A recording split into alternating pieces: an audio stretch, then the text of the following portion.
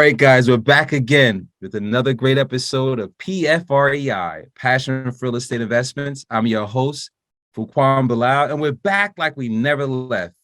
I got a great guest today, guys. Lane Kawaoka. Did I say that right, Lane? Yeah, you got it, awesome, man. I did it. All right. So we've been in a hiatus for like 9 months, Lane. I kind of did over 100 and some, I don't know, 15 podcasts, and we had launched a new fund, and I was like, you know what, I need to focus. Like, podcasts are great. I like bringing guest speakers like yourself on and bringing up my audience up to speed on what's happening in the marketplace. But sometimes family is more important, and got to stay laser focused. So we dropped the podcast for about 9 months. We're back, and you're actually my third episode back in season 2. So I'm glad to have you on. We're just chatting before I pressed record, and I was a little jealous. You're in 80-degree weather in Hawaii. So we'll talk a little bit about that. So because I want to talk about, you are invested in the States and nationwide from Hawaii. So we talk about that and what's happening in the marketplace. So before we get started with that, I just want to let the audience know, because I had you on the show before, read a little bit about your bio. You're a licensed professional PE with a master's degree in civil engineering with an emphasis on construction management, and a bachelor's in industrial engineering, both from the University of Washington and Seattle, Washington.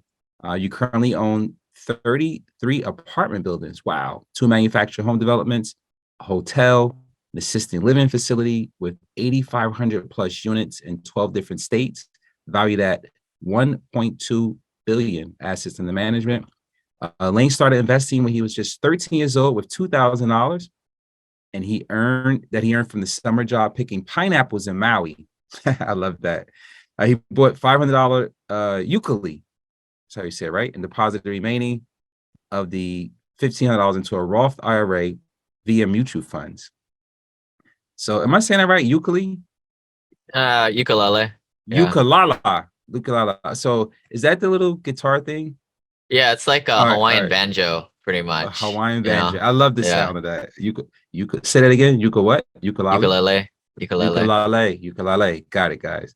All right. So it's featured in simplepassivecashflow.com. That's the podcast theme song. So you're playing it in your theme song, or you're just playing the instrument? Yeah, still do. I mean, some people think it's like unprofessional and corny, but I'm like, whatever. Man, you gotta be who you are. You gotta be who you are, right? Yeah, like, you tell gotta it like be how who it you is. are. You gotta be authentic. That's the only way it works these days.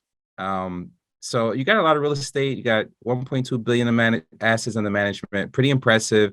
8,500 units. Is that assisted living and multifamily, or just assisted living? It's pretty impressive. It's primarily a residential apartments. Residential most of that number. Yeah, that's a lot, man. Let's talk about that. I mean, how is the climate currently affecting you? Like interest rates. I know on acquisitions, interest rates was drive the bus. 10-year, if it's up, it's messes with the cash flow. So let's talk about that first, and then we jump into the current market space.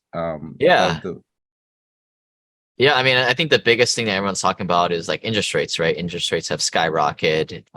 And what that does is, especially if you have like an adjustable rate, which we have on some of the assets, but a lot of times we'll get like a rate cap. So there's a ceiling to that.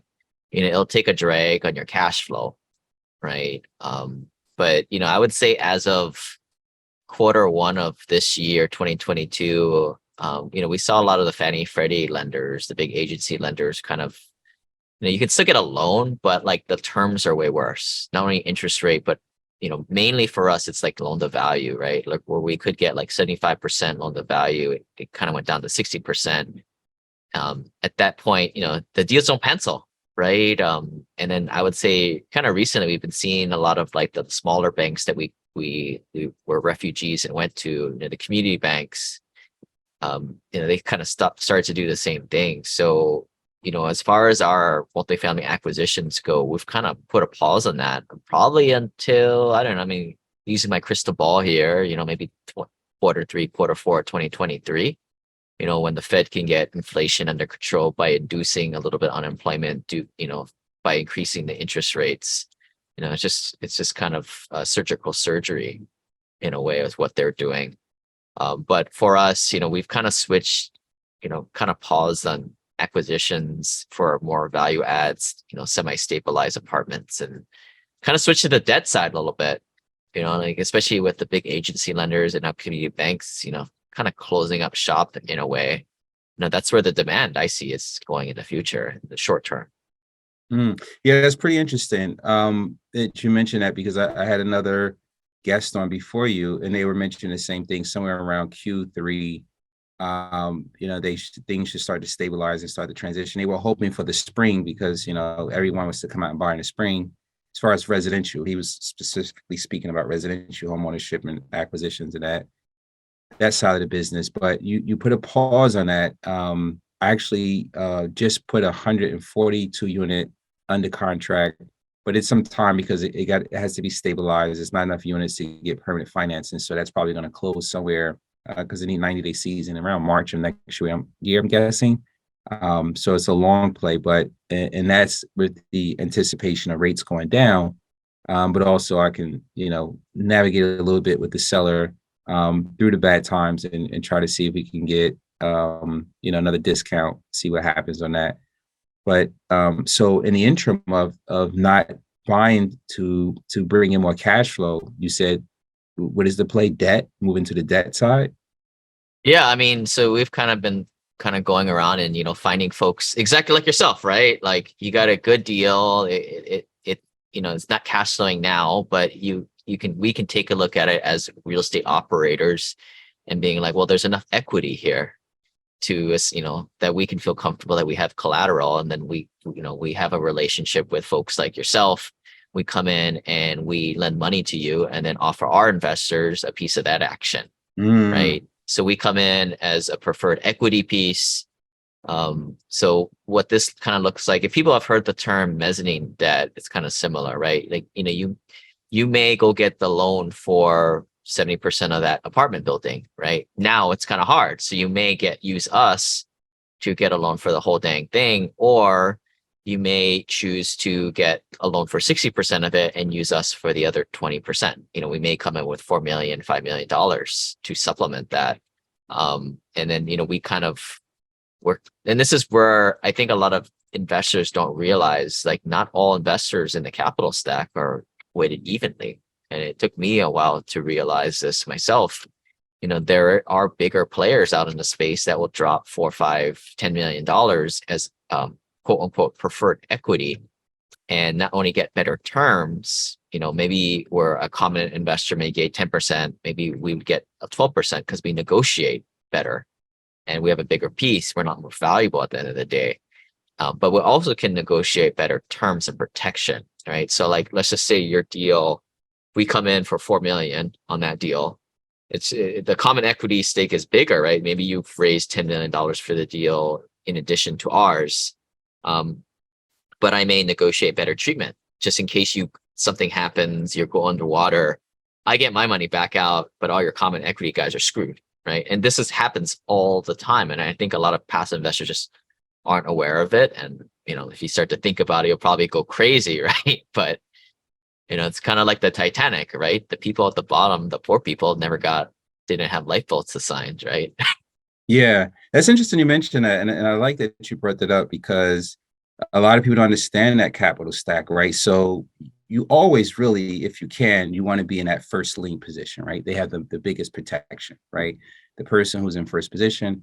Then the next tier would be someone like yourself who's putting up a majority but negotiating better terms, and then the sponsor will go out and probably raise more money in addition to that. But those are the people who's the third in the capital stack, right? Who Yeah. I guess if you want to use the terms of risk, they have the most risk because they're going to get paid last. It's going to be the first mortgage, then it's going to be the mezzanine, and then it's going to be the equity part, the last part of it. So, and all of those different pieces have different rates, different terms, different agreements. So I see what you're saying. You're putting yourself in a position where, if I get hit by Amazon bus, we have a lot of Amazon bus in the U.S. That's why I'm using that as an example. So I get hit by Amazon bus, you still have a play to go ahead and get a hold of that asset, liquidate it, and make your investors whole in the first mortgage. Right, So it's right. mixed. And then Yeah. we can satisfy our investors' need, which is looking more for security and reliability than like a bigger pop at the end that like you said, the common equity guys are looking for, but it is more risky for them. But I like how you put that as kind of well said. And then here's kind of another way of looking at it too. I'm sure you get this question a lot, right? Like, Fuquan, why don't I just invest in like these crowdfunding websites? And you know, what people don't realize, a lot of those crowdfunding websites are just broker dealers. They're just raising capital for deals, and a lot of times, most investors investing in those things are unsophisticated. If they actually knew about what we're talking about here, they would know that they're getting a shit part of the capital stack, like a bastardized version of the capital stack. Um, the way I've explained this to like my spouse is like, look, we go to like the like the Coach warehouse or the outlets, right? It's Coach, but it's definitely not the same stuff they're selling at the flagship Coach store, right? So in a way, it's like, yeah, we're all investing in this 200 unit apartment complex, Charlatan Arms or whatever, it always seems to be like a generic name, right? But um, there's common equity investors that are getting a better split, better pref, better placement on the capital stack. There's certainly a better pref equity investors getting a better deal, but then they may go out to a crowdfunding website and put this capital stack together. That's the worst terms, the lowest in the capital stack, and and plus the crowdfunding website is paid a lot of money to raise capital, which ultimately comes out of the LP's pocket. But LPs don't know, right? Most LPs don't know about that stuff if they're investing on a capital raising platform such as that. Yeah, it's just tough. I mean, they have access to assets that they wouldn't have directly, and they're making, I guess, a decent return, but they have the risk that's involved with that also. And that comes with, cutting your teeth and learning the business, right? These are things that you and I had to learn over the years on we didn't just jump in and go, hey, we want to be in this position. So but this is great. This is why we do these shows, right? This is why we do these podcasts, to educate those people who may be an accredited investor investing in something, to make sure they're looking at it from the right angle and they're getting inside the right capital stack. Let's talk a little bit about. Go ahead. You have something to add on that? Well, I mean, keep learning, right? Like, I mean, it took me a while to kind of figure this out, because we would do our deals, and then this big pref equity investor would come in and start to kind of play bully in a way, and then started to realize, well, why don't we start to do this ourselves? But again, like, most people listening are just accredited investors. They're just kind of small LPs. Not many people are like you and me, where like we join masterminds, we want to get to know people, we want to put our money direct with the source. But I get it, like there's a place for the crowdfunding website clientele out there, the guys who just listen to some podcasts all day long and never want to shake hands and meet people, like invest in their boxers. They can go get that part of that capital stack. Yeah. I speak in many analogies. Like, the analogy I use is like, you carve up a cow, right? You got the ribeyes, you got the filet mignons. I'll take the filet mignon, right? I want that good part of that capital stack. But then there's all these other garbage pieces of the cow that nobody wants, right? And how do you get rid of it? Well, you make some hamburger and put it on the crowdfunding website for the most part. But most people don't care. And Yeah. most people don't care, nor they don't know, and they don't care. They don't want to go to the butcher stop and get the best cuts. They just want to sit there, order from Whole Foods or Safeway, have it delivered, their hamburger. Yeah. They want cow tongue. So I'm just kidding. Yeah, throw that in there too, right? And then call it Wagyu or something, or Wagyu Wagyu. from Japan or whatever. Even though like 5% of it's Wagyu, right? But anyway. So let's talk a little about what's happening in the world of evictions and collections and everything else. Are you starting to see? So you have this compression from interest rates increasing. What about the other side, the management of these assets? Are you starting to see how the economy is affecting some of the tenants, where delinquencies are happening, or evictions in the court systems are still slowing up, or where we are with that coming out of COVID to now? Yeah, I mean, we've got like over 8,000 units. I would say most of them are Class B assets. When we first started, we did a lot of Class C assets. So Still people that are, living semi paycheck to paycheck, right? But, I would, what happened during the pandemic was that, there was eviction moratoriums where you couldn't evict your tenants, which kind of made sense. A lot of those moratoriums were kind of let up, I would say, mid 2021, which seems like a long time ago, and it is, but it didn't really start to trickle out to the individual, judges and how the municipalities will kind of work this through the system.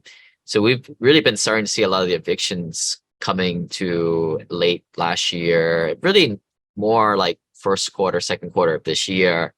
And we're seeing kind of the brunt of it now work its way through the system. It will probably work its way maybe this time next year. We'll kind of get to the back end of it. But right now, we've got maybe like 10% of the assets going through some pretty big uncollections and vacancies because of that. And it is what it is. And sometimes we're having to make that decision of, right. And part of this was government assistance programs, right, where the government paid tenants rent.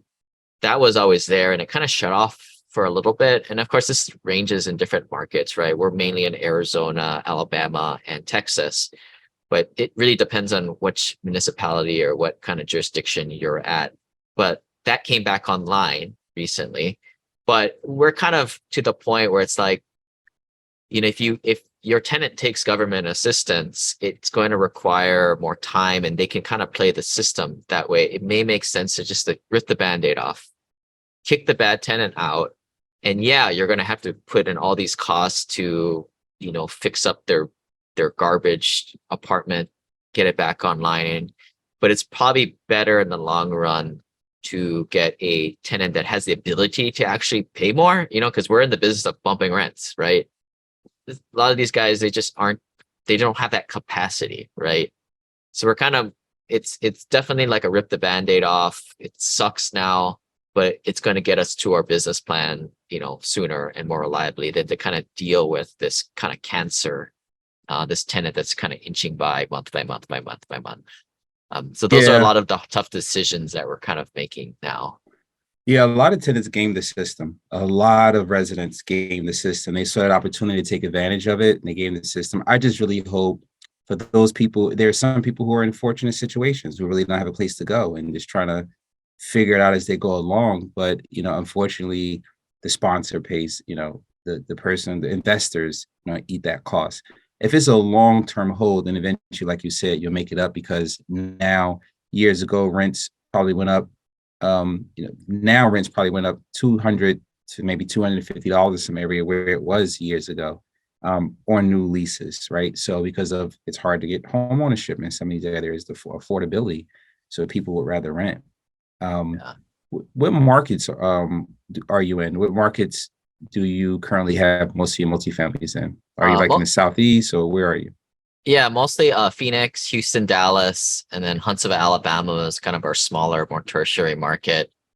We try to stick to places where we can kind of get good synergies with our property management. Have at least 1,000 units in one location, and then having that many units, we kind of get preferential treatment with the brokers out there. But I'm sure you're in kind of the same areas, right? The Southwest, the Sun Belt, more red states, right, for land friendly For sure, laws and stuff like for that. sure. Huntsville is Yeah. booming, by the way. Huntsville is gold. Yeah. I mean, we Yeah, we were buying there 2018, I think, and we were picking up properties for like 27 grand a unit. Now the same wow. things are like, 80 for the same thing. Yeah, man. You came in the Um, right time. You came yeah, in the so right sometimes time. it's good to be lucky, right? But we do like the value add strategy. I think we're a little bit different than you guys. Like, I think you guys are a little bit more the interest rates don't really impact you guys too much in the bank because we go after more stabilized assets. We try not to go after anything under than 90% occupied. Call me lazy or whatnot, but that's just kind of everyone's got their buy box, Yeah, right? for sure. Yeah, We do that to yeah, stay less competitive on the acquisition, because you have guys like yourself and other bigger shops who want that, class B, class B plus, class A, stabilized unit, cash flow already. They just buy, and it's just an arbitrage situation, right? They got it. They can increase returns by putting better management in place, implementing rubs, doing different things to increase the bottom line. Where we're saying, okay, we're going to roll our sleeves up. We're going to go ahead and get busy. We want to do the renovations. We want to do that value add, so we can get the bigger upside, right? So there's risk that comes with that as well, and it takes time to get it up. But we do buy properties now, not when we first started, but we do buy properties now that if it needs value add, it needs to also cash flow to pay pref. Like, we're not going to tell our investors, you're going to wait a year before we can give you pref. Like, yeah, I haven't done a deal like that where it's occupied. If I'm buying it, I'm looking at it where I can make pref. Because if I'm looking at myself, if I was an investor on a deal, I'm putting my money out, I want to make sure, with at least within 6 months, I want to get my first distribution. I don't have to wait a year, because things can change, right? Interest rate can go up, a nuclear missile could happen, anything can happen. So I want to make sure that I'm going into a deal with there's stabilized cash flow in place, at least to cover me while they're working on a growth plan. So that's kind of what we look for. But that's interesting. You guys are less averse to buying stuff that's not occupied. You can get permanent financing right away, cheaper rates. You don't have to do the expensive financing. So that's a great play on that. Are you seeing with the senior living facilities? Did that come back around from COVID? Is that still, Well, that's more of a that's good business development too. play, right? And I think that's where we're heading off. Like we want to, just like I think a lot of single family home landlords are like tired of tenants. I'll be honest, so am I. I'm tired of these tenants. Because we've been starting to develop. We just finished a 230 unit in Huntsville, Alabama. We can build it for 150,000 a unit and sell it for 250,000 with zero tenants and headaches. Then just to me, it's just more lucrative from a risk-adjusted return point of view and headache point of view. So that's kind of the direction that we're heading off. We'll leave the heavy value adds to experts like yourself, but kind of moving off into that development direction. But mainly, we still, at the end of the day, I think we all invest in the same things, right? Stuff that is a commodity to people, right? Whether that's assisted living, single family, or residential multifamily. Now we're starting to do some hotels, get some pref equity on that type of stuff. It just, I think, I mean, you'll see it too, right? Like, it's very competitive in the space, and there's a lot of new operators out there coming in, and we're just trying to get away from like the mainstream, or where all the chatter is, I guess. Yeah, that's a good point. Well, I want to rephrase something you said. Is new and experienced operators coming on board, and that's what's changing the game, right? Because these guys are overpaying, and it's bad for investors that are investing in the hype and losing money. Like those guys who were planning on buying stuff and refining at 4% or whatever it was. Look at where it's at now. They're not going to be able to meet pref, or they're going to have to exit. So it's going to be a lot of stuff that's going to be coming to the market, and we're just ready. We're ready.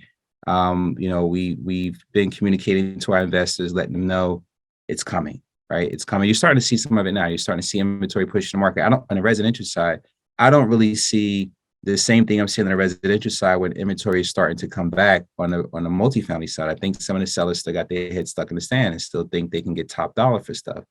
I know they've seen a lot of deals fall apart, people not commit, a lot of hard money being lost because people couldn't close because they couldn't raise the equity, because the LTV, as you mentioned earlier, dropped from 70 to 60 to 55.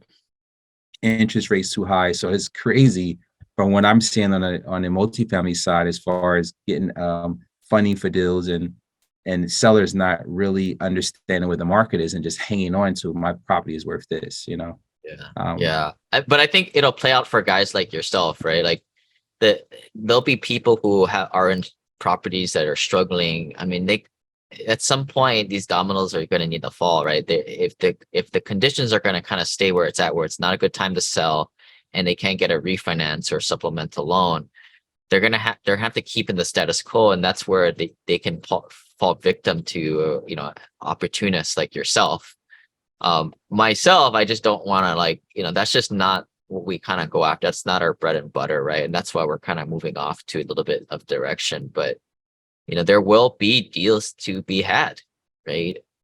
Like the water's going out of the tides, and you're going to see some people who just aren't good operators, or just we're just lying underperformers to begin with. Yeah, yeah. Yeah. It's time will tell everything. Yeah, man. I kind of I like talking to you all the time. I always learn something new. I definitely appreciate you coming on the show. And if you guys want to check Lane out, social media handles is at Simple Passive CF. That's at Simple Passive CF. Make sure you guys go to the website, simplepassivecashflow.com. Any parting words for our guests? It's been a great Um, episode. I think just for me, it's like, I'm focusing more on like stable investments, where I can just make a nice little double-digit return, and then enjoy life a little bit more and just get comfortable, because we're probably going to be there's a storm happening right now. People don't feel it. It's not like a recession's coming. I don't think that's going to happen. But like right now is a time where it's like you can't do shit. Interest rates are high. Just get comfortable down in the basement, batten down the hatches, and just wait for it to come and go. Um, things will be better in 2024. At least that's what I read. I don't watch all this YouTube nonsense about people fear mongering people.